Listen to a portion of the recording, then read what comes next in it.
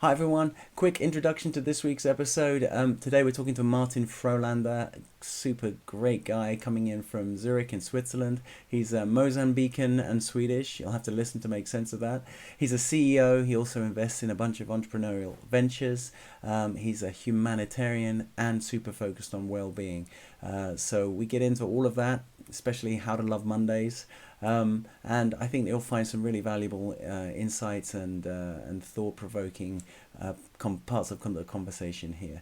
I hope you enjoy the conversation. If you want to look at the timestamps to understand where things are going on, if you're watching on YouTube, they'll be just down below in the description. If you're listening on the podcast apps, then they'll be in the descriptions there as well. All right, I'll see you at the other end. Take care. Hi, you're listening to Wimbledon, hosted by me, Nick Ray.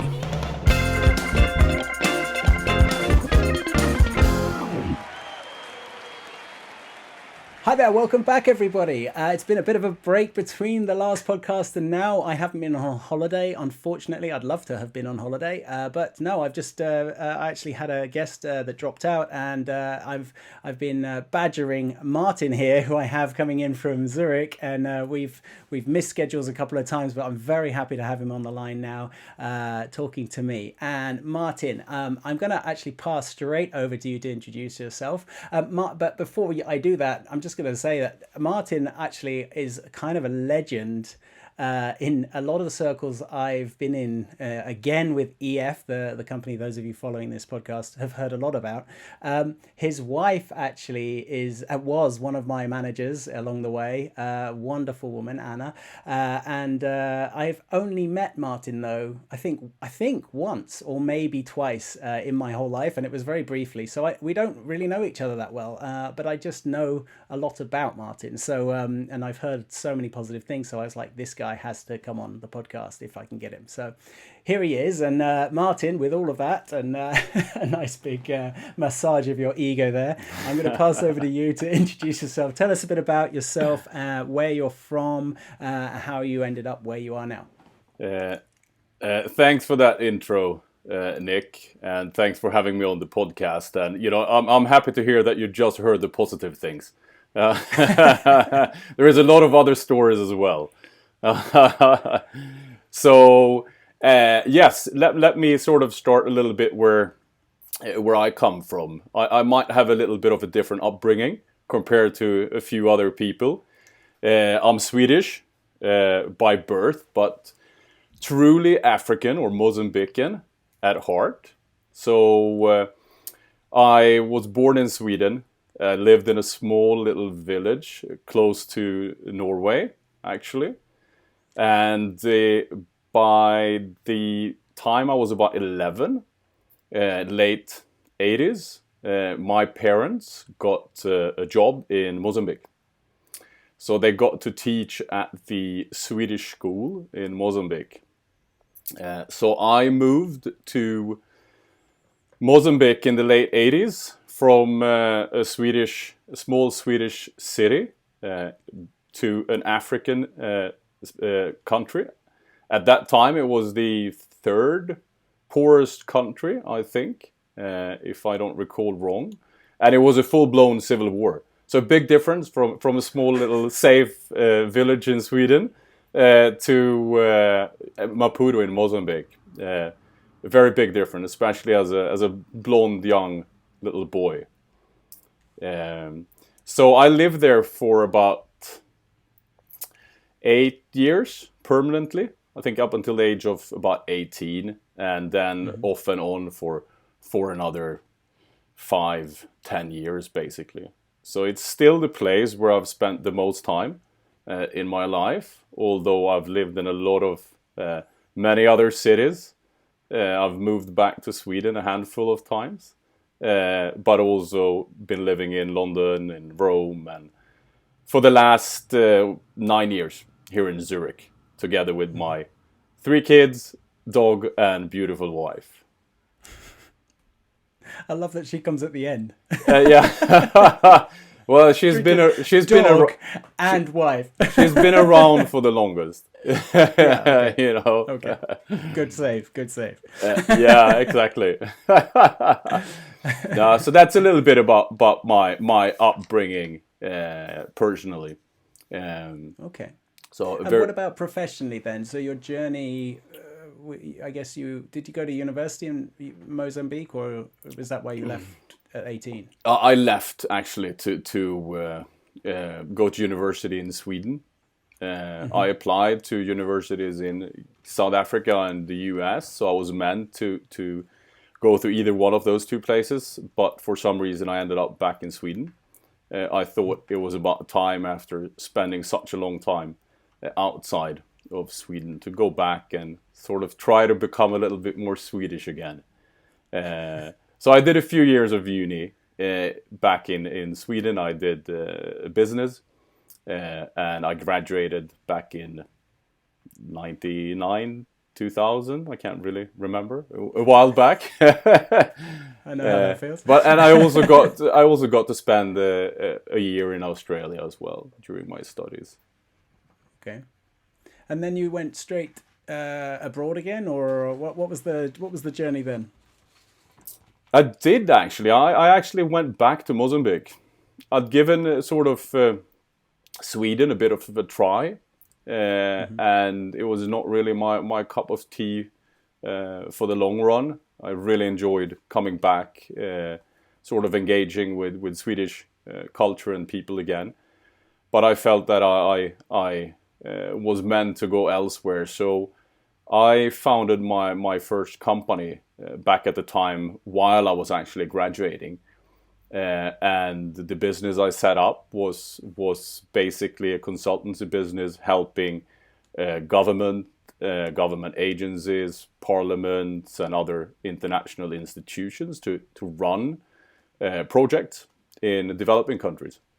So I basically spent another 5 years off and on Africa and Sweden. That's amazing, yeah. And so I know from your profile, I can't remember actually. I've probably got it up in front of me here, but the one of your headline factors, humanity. I was going to say humanitarian, but I wasn't sure if that was the right word there. But something you describe yourself as very much. But I lost you for a second. But I think something you've described yourself very much as is with humanity. I don't know if humanitarian is the right word or terminology, but do you think that came from your experiences when you were young? And can you talk me a little bit about that? Interesting that you bring it up, and well spotted. I think it's super close to my heart. I mean, we currently as well run an orphanage in Mozambique. We try to support as much as we can, but I think, I lived in Mozambique during my teens, right? So I think that's a time in life when your surrounding obviously has quite a significant impact on your identity, personality, and I think, attitude towards life in general, right? So I think there was a couple of obvious things that you pick up even as a somewhat lost teenager, having other interests. But I think one of the things, of course, is that, growing up seeing extreme poverty, which it was at the time and still is, I think it made me aware of how fortunate I was. And I think already at a very, very early age, that one of my responsibilities were really to help others. I think that's one of the things. The other thing is that, when you move to a country where you have the majority of the population living in extreme poverty, you have war around the corner, you're struggling to get by every day, basically, and you come across people as happy gets. It's just fantastic. Great laughter, extreme positivity, no worries, and, taking things as they come. So I think that, you realize quite quickly as well that, of course, there is so many other elements to what makes people happy. I just try to help as much as I possibly can, but I absolutely see it as my responsibility and my duty to help as much as I can. I love that, and I'm very intrigued. It's not I love that, but I love that. Yeah. And I think it's a wonderful thing. I think it's interesting. I don't know, and I may be being a little presumptuous, but I wonder if your parents being teachers, and by association, therefore probably wanting to help, even just as teachers, but deciding to go to Mozambique with a young kid during that civil unrest and everything else. 4 of us, right? They must. Was it four children? Yeah. Whoa. Okay. So going with 4 children, yeah. So they must also have a bit of a mission to help and to be to have a positive impact. So I'm imagining that that's also adjusted probably the way in which you experienced Mozambique, because like you said, so the reason I think about this is when I lived in India, and it was definitely not civil war, and it wasn't desperate poverty I was seeing everywhere, but there was still a lot of people struggling around. And the thing that kept being said to me over and over again was, Nick, you've just got to ignore it. You've just got to you've got to ignore this, because otherwise it's just going to drive you crazy, or you can't interact with those kids who are in the road, trying to get money from you, because you just can't do it, because you're just encouraging them and things. And for me, I was outraged by that, because I also feel a very strong association in terms of humanity, and I feel sickened by that disparity and that desperate situation that they're in. So I couldn't ignore it, and it did get me down, but I was like, I refused to ignore it and always tried to interact. And I bought some really crazy my car sometimes ended up with paint all over me because it had just been spray painted on the side of a road or something. But I couldn't bring myself to change, and I guess that was just because I was a bit older and already established my feelings around how the world is. But like you said, during that time of being a teenager, I wonder if those things had an influence on you. Would you say that was something strong, and were your parents in that way? Yeah, an influence? I think two things. One thing is how I perceived it as a kid. The other thing is how my parents sort of introduced me to it. I lost you. How my parents introduced. Exactly. No, but I think I was a kid when I was there. I was 11 years old, and I think that as a kid you see the world through different lenses, and it's still a lot about play, having fun, enjoying friends around the corner. So I think I immersed fully into it. I even learned the not the national language, which is Portuguese, but the local language, which is either called Zonga or Jangana. I picked that up as a kid as well, to be able to really engage with local kids. So I sort of, being a kid, I think it helps. And being a kid, you're still very, very curious. You're not afraid of things. You're rather curious about finding out and figuring out and understanding why things are so different. So I think that absolutely helped. And then on the other hand, I had great parents. They were politically engaged in everything. One of the reasons why they moved to Mozambique, I think, was because it aligned well with their ambition to sort of, make the world a little bit of a better place. So they took us to every single remote area that you could possibly imagine, to show us that, okay, this is life on the other side of the world. It's our job to make sure it becomes a little bit better. So they absolutely had a huge impact in terms of how I got to see the world in Mozambique, and it was far from a regular expat life. And your brothers and sisters, or sisters? There's 4 of you. 3. Sisters, all of them. Yeah. Oh wow! Okay. Are they older or younger than you? And how was it? Yes. Sorry, 2 older and 1 younger. 2 older and 1 younger. Okay. So how is it for them as well as an experience? And do you think it's affected them in a similar way, or have they grown up to be a similar sort of? You've got to be careful what you say. Exactly. Watch right. It, right? But I think that we all have our own personal experience, right? But I think we were there during sort of different stages in our life. Like my little sister, she was 7 at the time. She left after, can't remember, 2-3 years maybe. My parents got divorced, so my mom moved back to Sweden. My oldest sister, she took off to the US to study. So I think we all had different experiences, but as I was the one who stayed the longest, I think I was the one most influenced by the Mozambican culture. And also my dad got remarried to a Mozambican lady, and she had 2 kids from a previous marriage. So I think the day they moved in, we sort of switched from being a Swedish household to a Mozambican household.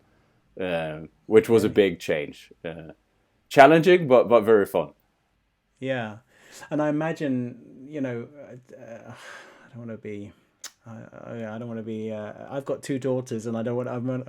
A lot of these podcasts, I'm hoping they'll watch in the future, so I've got to be careful what I say. But there's a very fragile time for teenage girls, especially. So I imagine if your 2 sisters were older and teenagers, they probably had a very different experience at that time, being moved from Sweden if they had deeper friendships and things. I think 11 is kind of the sweet spot almost, because you can change things at that point. But I can imagine it being a little more complicated. Funnily enough, I moved to the UK when I was 10, and my sister was 13. And we had a very different experience just doing that. We moved from Guernsey, which is in the Channel Islands, to the UK. And I loved the change. It was great for me, but my sister found it really, really difficult to adjust, and that wasn't even like anywhere close to the same cultural difference. But it could be. I think that also a big change could sometimes be easier as well, because it's such a different experience. So you don't really get to compare apples with apples, moving to the other side of the city and missing your friends. This was a completely new experience. Yeah.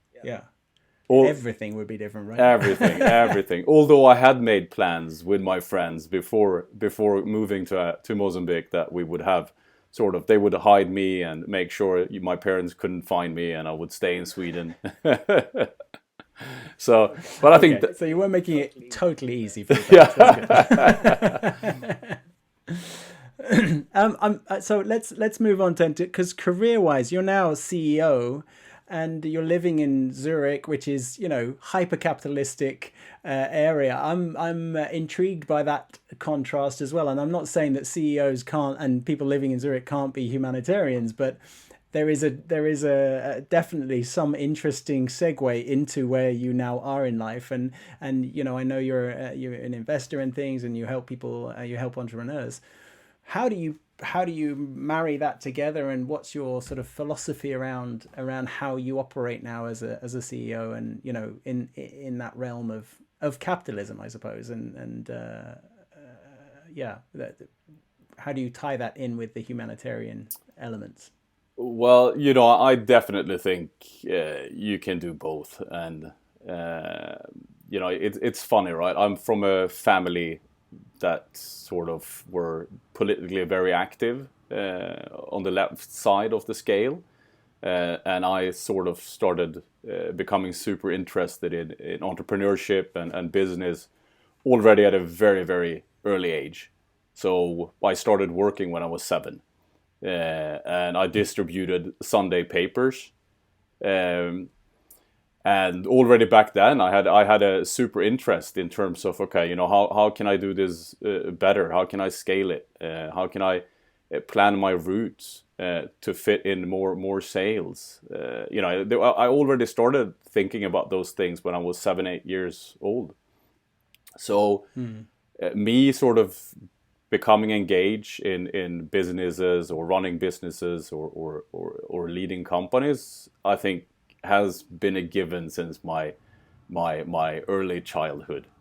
So it's always been a very big passion of mine, and I've always had a big interest in learning a lot of things, getting an opportunity to try different things, and I think that goes very well with, in particular, investing and starting companies. You get exposed to a lot of different industries, a lot of different teams, a lot of different challenges. And there's a lot of variety in what you get to do. And I think that fits very well with my curiosity and my eager to learn new things, which is something perhaps we become less good at the older we we get. But I think it's also, to tell you the truth as well. I mean, due to the fact that I've had some success in business, it's also given me the opportunity to engage more with humanitarian projects and being able to help. So I think it's been a good combination so far, and I would like to do more of both going forward. Yeah. No, I I definitely. I mean, obviously, it can be done, and you can 100% link the two. I often find it an interesting thing when some friends of mine, I won't shame them on this, but I even say friends carefully, definitely have like a very negative sentiment towards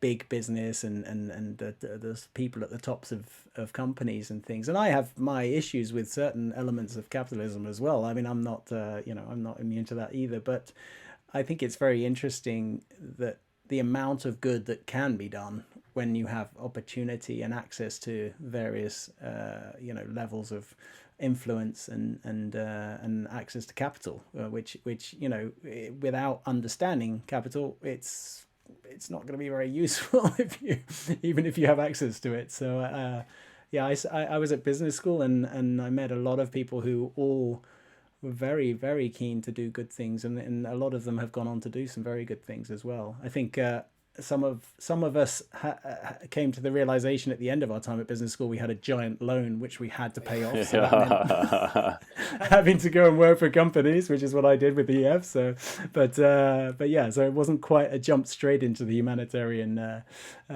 force perhaps that we would like. But yeah, we definitely tying those two things together, I think, is possible. Yeah, but I think also it depends what sort of, money has never would be a lie. When I was younger, yes, it was a main driver for sure. But, for the last 15, 20 years, it hasn't been my driving force at all. It's been to build businesses, build concept solutions, add value to customers, hire people, build teams. So it's been being able to contribute in a lot of different ways, and today I would say 90% of the companies I engage with, they are fully into solving one of the 17 SDGs. So it's to 95% impact related. So the capitalism itself has never been a goal of mine at all. Okay. So I did my homework. I found a YouTube channel that I believe is yours, and you have got your favorites as public. So I think if it's you, you're a big fan of Oasis. No, it's not me. It's not. Oh, it's no. actually someone else. There is. Oh, and there's Ricky Gervais on there as well. I was going to say Ricky Gervais. But I've had my fair share of Oasis. I was going to say, because it was a lot of Oasis, but there was also Ricky Gervais on there.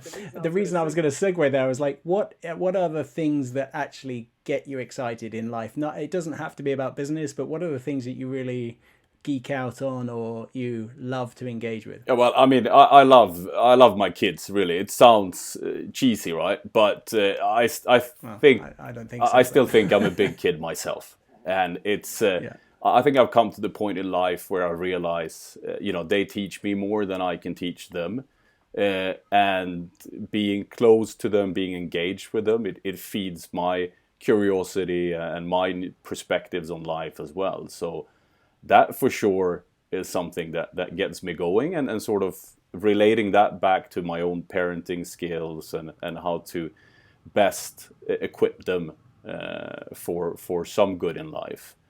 But apart from that, health, well-being, big geek. I like to explore and try everything. I mean, if you ask my wife, she's like, "Oh, what program did you buy now?" Have you come across the Huberman Lab? No, but I've heard about it.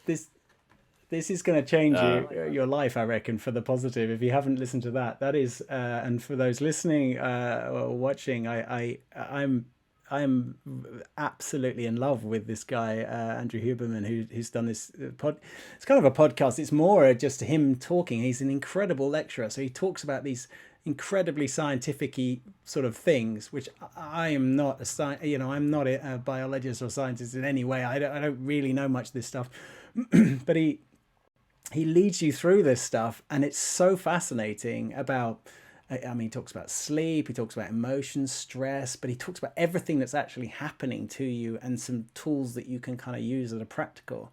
And I just found it amazing. And then every now and then he'll drop in a sentence which has got like 6 words that you would never have heard of before you started listening to this thing.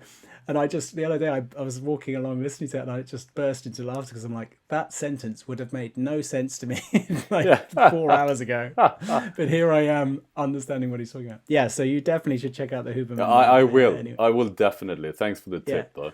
And I'd say start at the beginning as well, because I jumped in at about, and he's up to about 25 episodes now, but like I jumped in at like 17, and it does make sense, but he actually kind of takes you on this journey and calls back to certain things he's talked about in the past. So definitely I'd start at the beginning. But Anna could hate me for now dragging you into even more things. Even more. No, but I think there is I think to that point, right? There is so many great people out there that we can learn from. And, with everything being so accessible today, I think it's great.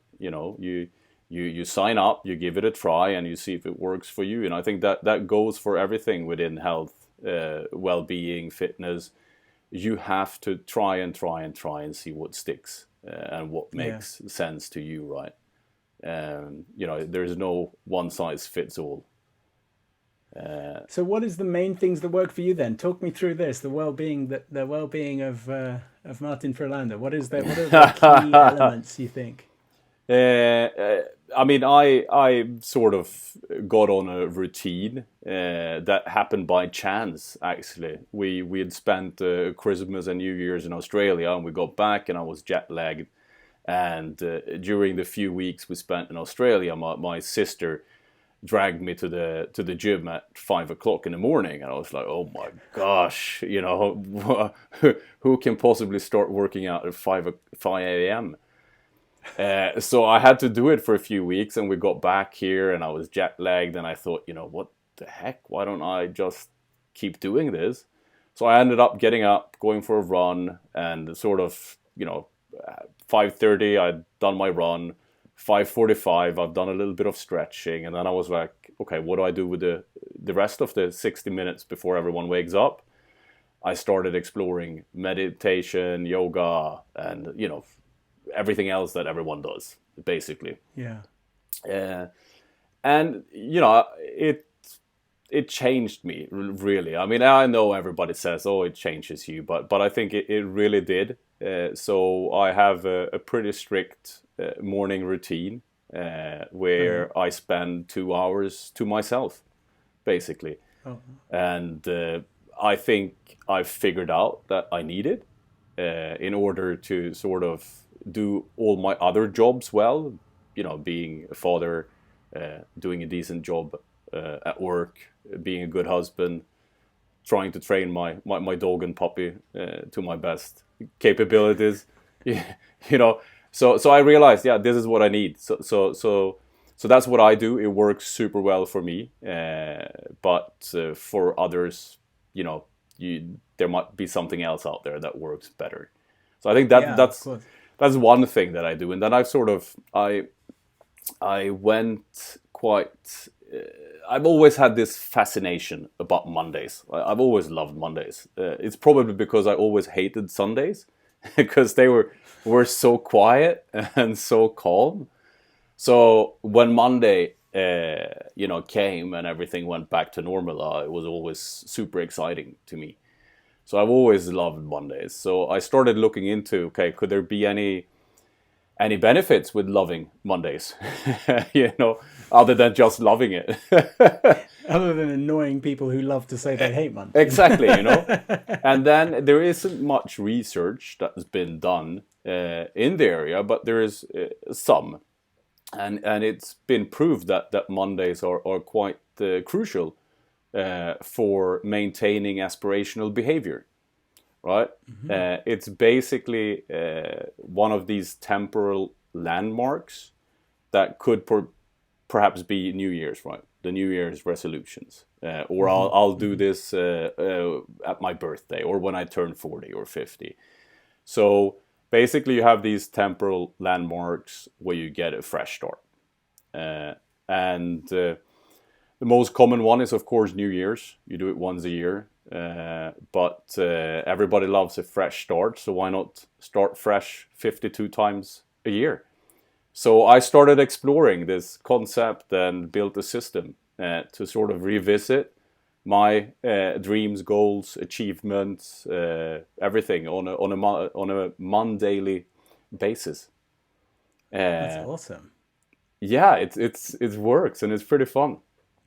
Are you logging it somewhere? Are you journaling, or sometimes? Keep track? It depends on sort of the progress I've had, sort of thoughts, ideas, reflections, change in path, things like that. Yeah. But I would recommend everyone to start loving Mondays and use it as a fresh start. And it's been embedded in our culture for so long. That's what you went to church to do, right? Please forgive me. Can I do I get to start over again? Yeah, you do. Okay. Yeah, it's interesting. I hadn't really thought about it like that, but it is an interesting concept, because I thought of it more like starting to get up earlier and try to seize the day, carpe diem and all that. Yeah. It's like that for me was like start over each day with a positive attitude, or try and hit it, and I my wife and I sort of, she thinks I'm a morning person and she's not a morning person. Okay. But I think we clash a little bit on that, because I think that's a mindset thing, and I don't love waking up. Like, I'm not naturally jumping out of bed being like, whoa, yes, thank God the day's beginning and the kids are crying again. I'm also feeling like, but then when you get outside or do, take a moment, it sort of really makes you feel like you've already got something sorted for the day, and that's like hitting the day running. But I can imagine like taking a good stop break once a week is more powerful, because it's not every day, and every day, you don't always get that same energy. I think it's great doing it every day. I think it's a good thing, that you have your intentions ready for the day, and you wake up in good spirits. I think it's great, but I don't think you have the power to actually go deeper and reflect on a daily basis. You have to allow it for some space, and then also evaluate your actions that you've done and see if they align well with the aspirations you have, right? So if you're not used to it, perhaps on a weekly basis, it's a lot, but at least start on a monthly basis. That's good enough. So who influences you then? Do you have sparring partners, mentors? Do you have do you have a coach, or do you kind of look to people to help you? It strikes me, and I don't know you that well, but it strikes me from what you've said, you seem like quite an individual guy, making these decisions a lot on your own, and 7-year-old you taking the initiative to work out better routes on your delivery journey and stuff. But are there people who you take influence from, who you bounce ideas back and forth from, or is it just kind of you pick and choose as you see fit? I think on the internet. Exactly. No, but I kind of I'm quite convinced that when it comes to, well, anything that is personal to you, right? You have to find your own path, and you have to do things that make sense to you. So I think that in order to find whatever that is, you need to try a lot of things. You need to be curious. You need to jump out there and try things. So I think I've always been that kind of guy. I rather try and see how it feels, what I feel, what I learn, and then sort of evaluate and perhaps, discuss it with someone. I try to discuss it with my wife, but she's sort of, turning the other ear towards me after a second or two. Not again. Not again. Find someone else to talk to. I feel like I found my kindred spirit here. When we press stop recording, then we'll have another conversation. Yeah. No, so I think, but no, I really, I mean, like to your point a little bit, I was taught early on that if I want to make a difference, it's up to me. I was never given anything for free. And I still carry that belief with me that it's up to me to change things for myself and to change things for others. So I was taught that way, and then it doesn't mean that I'm sort of an individualist in all sense. I mean, if I look at the way I've built my businesses, I would say it's mostly thanks to all the great people I've been able to surround myself with. So I think it's different. But when it comes to sort of my own curiosity to sort of improve my own health and well-being and self-care, the internet and myself. Love it. So I do want to I guess I should tack us back towards the theme of the podcast, which is win building, but I'm really enjoying the conversation, so I'll just keep going this direction and see. And I mean, we've tied in a lot of things which I consider wins anyway, so anyone listening who doesn't think I'm meeting the objective, then keep listening. I'm sure it'll get better.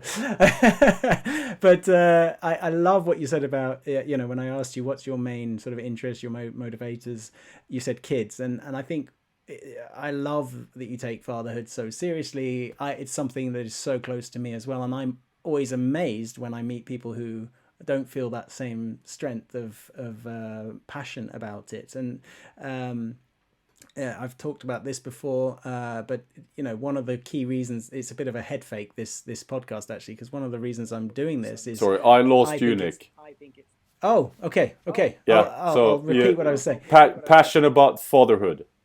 Yeah, so I love that you share that passion about fatherhood, because for me it always surprises me when people don't share that passion, and I find it kind of strange actually sometimes, because and I've said this before on the podcast, sometimes I'm doing this in main part, it's a bit of a head fake. I'm doing it because I'm hoping that my kids will have interesting conversations their dad had with people who were positive and had really interesting stories to tell. And they'll learn from those experiences and learn from those people, but also see their dad in that hopefully positive light. So it's a bit of a head fake, and it's sort of a very long-term mission I'm on. And I've also been vlogging privately for an audience of, it started out of an audience of 1, and then now it's an audience of 2. Oh, wow. Like I've got like days and days of video that they are going to be able to watch of their kind of lives. From before my oldest was even born, I started filming, and in fact my wedding speech was to my future family into a GoPro. So so I have the same passion about being a dad, and and trying to improve how I am as a dad. So with that, like, you said you take it seriously and you're trying to learn, and they feed your curiosity and that you learn so much from them. But I wanted to dig a little bit more into that, like, because I'm sure you have thought this through a lot, and I'm sure you do take it very seriously. So where have you drawn your learnings from there, and what do you think are the key things that you have learned about yourself, perhaps, or have learned about the way in which you or surprised yourself with fatherhood? Oh, wow. I think that's a tough question. It is actually, and I think being a parent as well, it evolves over time, right? I mean, it's such a big difference from having the first one to now we have teenagers. So every sort of new year, every new era comes with new challenges and a lot of new things to learn. And I think that in general, I think that's the great things with having kids, that as they grow older, you need to learn and understand how they evolve, what's important to them, what is changing, in what way do we communicate and talk to them. I have a 6-year-old, I have a 11-year-old, and I have a 13-year-old. Just the fact that how do you set rules and boundaries and rewards for kids that are completely different ages, and how do you keep that together as a team, as a family? It's a big challenge. How do I have to communicate with my 13-year-old daughter now compared to 3 years ago when she was 10? So I think you as long as you're aware, and as long as you try to see that things around you are evolving, things around you are changing, and if you want to maintain a tight, good relationship with your kids, you got to move with times as well. So you got to understand and learn how to communicate, how to find their motivations. I think as the younger they are, the more they will just say, yes, dad, or yes, mom, makes sense, I'll do it. The older they get, they'll start questioning. They want to know why. They want to understand why it makes sense to them. Why do they have to do it? What will it benefit their life? There's so many things. So I think I think this in the family situation is where you learn the most to keep a team together, to figure out what each individual needs, how each and every element of a daily life fits in and adds value to the kids. So I think it's the best school. It's the best learning experience you can have, as long as you pay attention to it, as long as you engage and get involved. And I think that's usually what we don't do. We get home tired from work. We say hi, we have dinner, we talk about the day, and then off they go on their electronics or wherever it might be, right? And we need that space as well. But I figured out that I take that space between 5 and 6:37 in the morning. So I don't have to take that time out of their daily life. Yeah. That's great. We're struggling a little bit with the electronic thing you mentioned. We there, all so are. I'm not going to pretend. We all are. Come on, it's the biggest challenge we have. However, we agreed with the kids tonight at dinner table that we're on detox until summer holiday is on. Oh wow! What's detox though? Nothing. Nothing. Absolutely nothing. Oh my god! Yeah, brutal. they've had it before. So no, it's paining me a lot actually. Not just for the kids, but actually I think, I don't know if you saw The Social Dilemma on Netflix, but just the concept around our addiction and the way in which we're manipulated. It frustrates me a lot that my own behavior with I'll just talk for myself, but I see lots of other adults doing the same thing, and we complain about kids being addicted to the screens, but we're all sitting there, and I've got this new watch which is one of these smartwatches, and actually I'd had another one and I turned off the notifications because I realized I'm getting distracted during conversations by my watch, and I'm like, why is that important that I have a message on my watch? I can if it's an important conversation, I don't even need to look at my phone, and if it's an emergency, they'll call me. I've always said that, so I find it very strange, and it's these constant distractions when people talk to you when they've got their AirPods in. I'm starting to rant now, but when they talk to you when they've got their AirPods in, and you're sort of like, are they listening to something? But I think it's like sort of I took my watches off, actually. I think that I used to have the Fitbit, and I used to be obsessed with all the data, And then I took it off perhaps a year and a half ago, when I realized that, I have all these data tracking my health, instead of really looking towards myself and asking, how do I feel? Do I feel great? Whether I walked 8,000 or 20,000 steps today, am I okay? I am. Yes. All right. Okay. So, dump the watch and sort of ask yourself the questions and try to sort of, take a, good look or a good feel. And I think that's enough. I think we're very detached from how we feel, and therefore we use a lot of distractions. So I think it's a little bit of a catch-22. I really agree. There's another guy I listen to. Maybe you've listened to him as well. Sam Harris. Have you come across Sam Harris? He's a very amazing guy, actually. So you should check him out as well. He has a podcast called Waking Up, and he actually has an app called Waking Up and talks a lot about meditation and all sorts of things. He's an intellectual from the US, but he's influenced me a lot because I felt.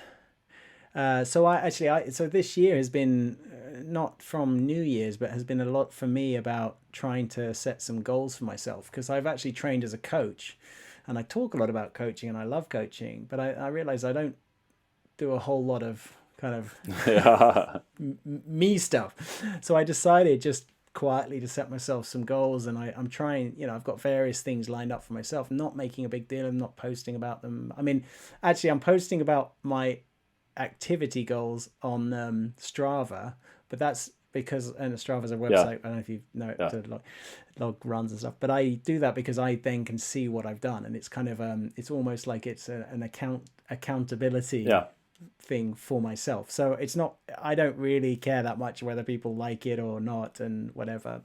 It's all for me, but I felt so empowered by that. So I mean, I'm only at the beginning of maybe a journey towards where you've got to, but I feel really good for it. I feel so empowered to have, achieved something each day, and achieved, even if it's a small goal. I've skipped jump roped every day this year so far. So I'm like, for just 5 minutes, I said I can take 5 minutes of every day and good on you. Skip. Good.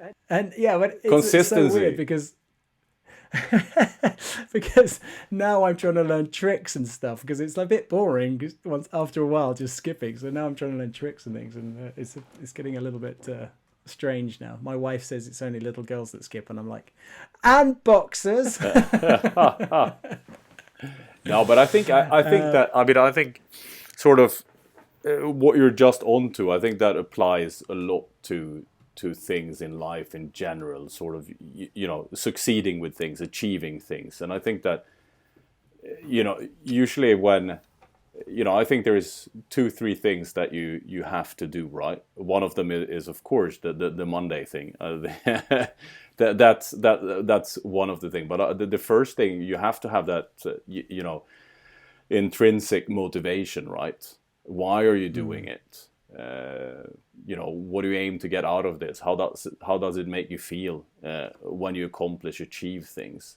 So you have to have that internal motivation. And once you have that strong internal motivations, you have to establish good habits, like you've done now with the 5 minutes.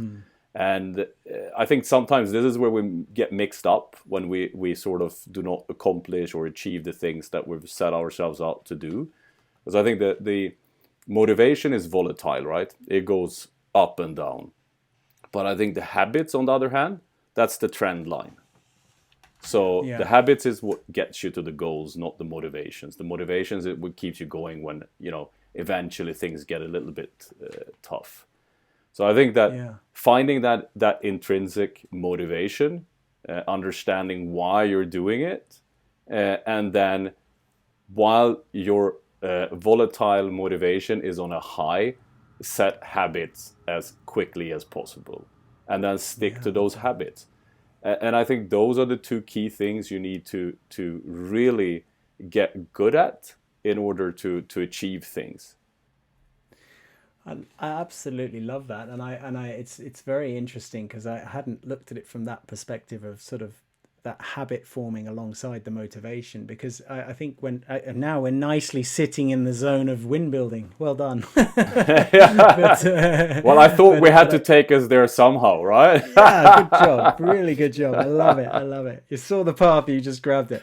No, but I think it's for me, it's sort of, I've talked to some very interesting, amazing people from all different places, and obviously I got quite passionate about education working with the EFA as long as I did, and I worked in fact with the sort of boarding schools part, so I met a lot of teachers, and when I was working with tours, I met a lot of tour directors who were very passionate about, a lot of them very passionate about educating people. But I realized something that was sort of missing from the conversations around education, sort of in the mainstream, which was this curiosity factor. And you've mentioned the word curiosity so many times, but for me, it's so interesting that, you know, if we can inspire curiosity to learn, inspire curiosity in a child, that is the thing that the good teachers are doing. It doesn't matter the content, it doesn't matter the subject. If they are inspired to learn and curious, inspired to be curious and try to learn, then they're on the right track. And it's that's where the motivation is. Then they start learning because they're forming habits within that realm. But I really like your way of looking at it, that sort of forming habits, establishing good habits. I think you can sort of just you have the trend line like this, and then you have the motivation as very volatile, and we all know, I mean, there is so much research on motivation and habits, right, that we need to set habits while we're at a high when it comes to motivation, and then make those habits as easy as they possibly can, because they need to still be doable once we drop in motivation. And that's why I think things like you're doing, 5 minutes a day, works. If you would have said that you would do an hour a day, you would probably have given up already. Maybe not you, okay, but no, I would have done it 100%, because I've got a very young, I've got a 2-year-old and a 5-year-old, and the 2-year-old is still waking us up kind of randomly whenever she feels like it in the morning. It's not like we haven't got waking up at 7 a.m. every morning and that's perfect. It's like sometimes it's 7 a.m., sometimes it's 5:30, and so to the point about getting up early and doing a workout, I mean, I have a funny picture of myself doing a yoga session at 5:30 in the morning with her on top of me, because she realized Daddy was up, so she got up and started climbing over the interesting object that was now sitting in the living room. So I think I'm at a stage where I can't really. Well, it would be extremely difficult for me to sort of set a habit of 2 hours in the morning kind of thing to myself, because my wife, I think, would probably leave me at this stage. But we can definitely see that future. And what I said to myself at the beginning of the year is, what can I do? And I was like, if I can't take 5 minutes a day to do skipping, that's a very sad state of affairs. 5 minutes to myself, like, and my wife was like, of course, that's totally, totally reasonable. So she probably would have said it's reasonable with half an hour, or whatever, but to your point as well, like, I would have felt very challenged to get that completed. Plus, sometimes I skip for 10 minutes, but skipping is turns out every day is not the most interesting thing to do. Unless you learn new tricks, right? Well, sort of there's only so many tricks you can learn. Upskilling your skipping game. I'm hoping by the end of the year I can do some pretty cool stuff, but we'll see. Listen, Martin, I think I'm gonna start to wrap up, but I wanted to give you the opportunity to also, you've given some amazing advice, I think, for people, anyone listening, and I hope that people found it as a kind of, to be honest, inspirational as I have. I think the sort of tools you've talked about, I think some people can really benefit from those. But I wanted to ask you directly, is there anything that you would tie specifically as advice towards, younger people looking to build achievement, looking to build win, beyond what you've said already? Or, is there any specific things you want to repeat and tie in there? There's so many things, I wish I would have done when I was younger. there are so many things I wish I would have done more of when I was younger. But I think one of my goals in 2020 is to seek discomfort. You mean 2021? Sorry, 2021. Yeah, sorry, 20. You've really failed on that goal. Yeah. No, but I think so the goal in 2021 is to seek discomfort, because I think the older we get, the more, well, automatically, right, we become a little bit more comfortable. And you know, I'm really challenging myself to find the zone where I can, you know, dip my feet into the unknown and learn new things about myself, others, etc. And this is hard when you get as old as we are. It's tough. So my advice, you know, to any young person out there is not to get trapped in the, you know, supposed to career and life path, but be curious as long as you possibly can. Learn things, experience things. It's only going to be to your benefit.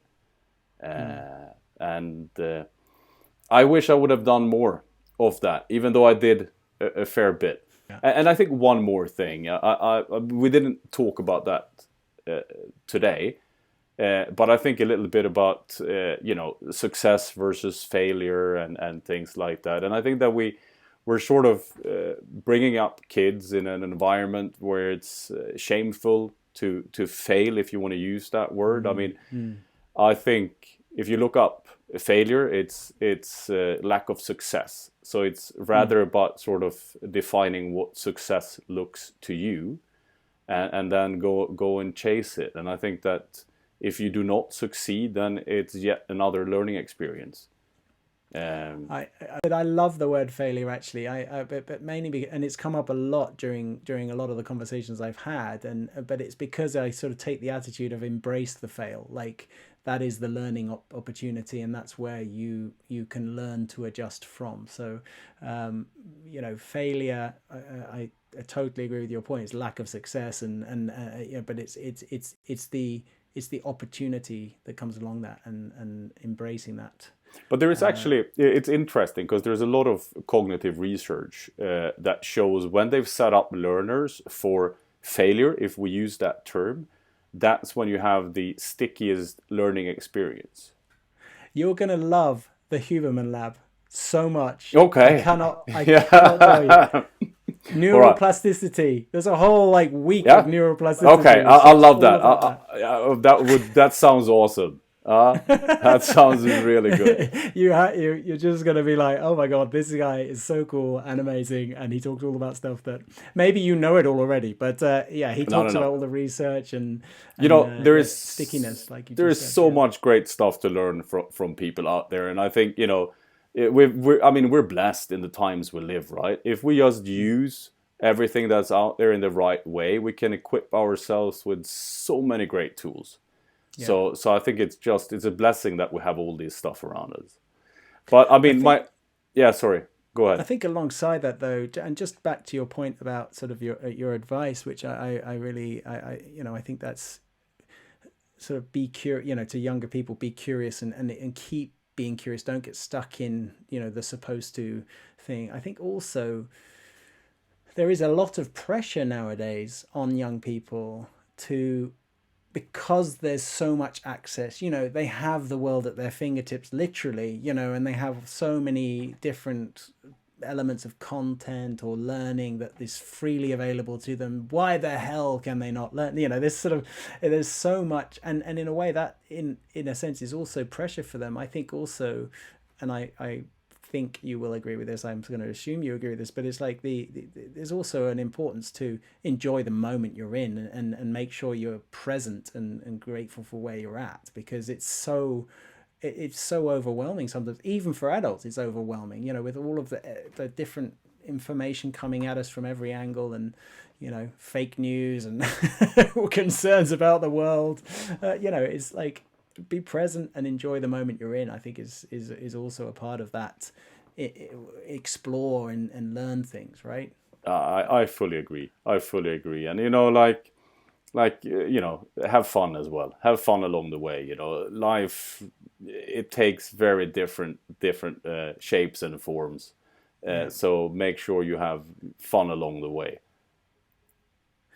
Well, that is a great place to end, and I can say that I know your wife quite well because I worked with her, and she's certainly someone who I'd consider a lot of fun because we had a great time working together, and she's a lovely person. So please send my love to her and pass on my best wishes to the whole family. I've met the kids, but I don't think they'd remember me. So pass it on to me. But Martin, thank you so much for meeting me and taking this podcast. I think it's been a really, for me, it's been a great conversation. I love talking to you. I love meeting you. I'm inspired by you. So I wish you all the best with your future and your continued success in your embracing Mondays and your well-being.